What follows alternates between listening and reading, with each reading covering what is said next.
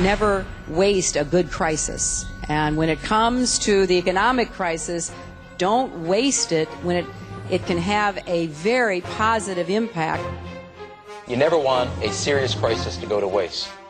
The way we're going to win over the long term is not just militarily. We've got to win over hearts and minds. And what that means is we've got to invest in countries that have no educational infrastructure and have no means for young people to get ahead. We've got to give them a stake in creating the kind of world order that I think all of us would like to see. Stay tuned for politics and religion. Welcome to Oath Keepers. Oath Keepers is a nonpartisan association of currently serving military reserves, National Guard, veterans, peace officers, and firefighters who will fulfill the oath we swore with the support of like-minded citizens who take an oath to stand with us to support and defend the Constitution against all enemies, foreign and domestic. So help us God. Our oath is the Constitution. Our motto is not on our watch. Now, this is new to me. I just discovered this. But the Oath Keepers pledge to prevent dictatorship in the United States of America. There are many of us today who fear that we could move into a dictatorship. We see things being done in our nation that have never been done before. We see such things as warrantless wiretapping, tapping of emails, of web browsing, and of phone calls.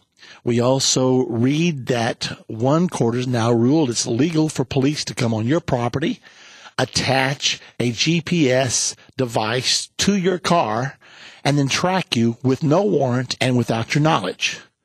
America? Yes, that just was ruled within the last week or two. So many of these encroachments are becoming more and more worrisome to us.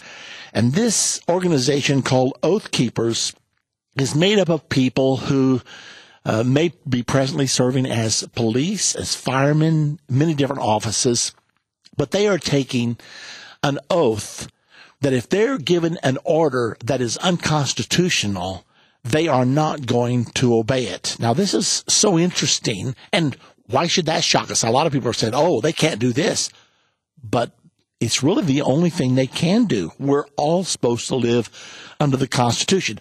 What do you do if you're superior, if you're in law enforcement or in the military, if your superior gives you an order against the law?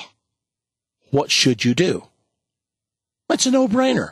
You don't obey, because his only authority, his or her only authority, comes only from the law that they are sent to execute and to enforce. Now, a lot of people seem to be gasping their breath at this one, but the fact is, to law-abiding people, this is not a threat. This is a comfort. Listen to a little bit more of this.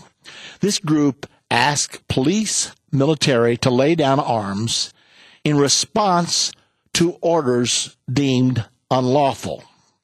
Depending on your perspective, the Oath Keepers are either strident defenders of liberty or dangerous peddlers of paranoia. Launched in March by Las Vegas' Stewart Rhodes, Oath Keepers bills itself as a nonpartisan group of current and retired law enforcement and military personnel who vow to fulfill their oaths to the Constitution. I'm for that. More specifically, the group's members, which number in thousands, pledge to disobey orders they deem unlawful, including directives to disarm the American people and to blockade American cities. Now, the reason this one in particular comes up is because in New Orleans, when the crisis happened there with Katrina, the police were sent in to confiscate all firearms, both legal and illegal firearms. So they came and they violated the Second Amendment, the right to keep and bear arms.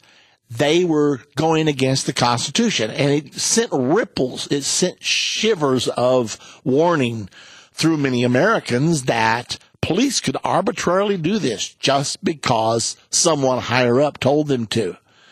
So think about it right now. If you're in law enforcement, I hope you're listening today.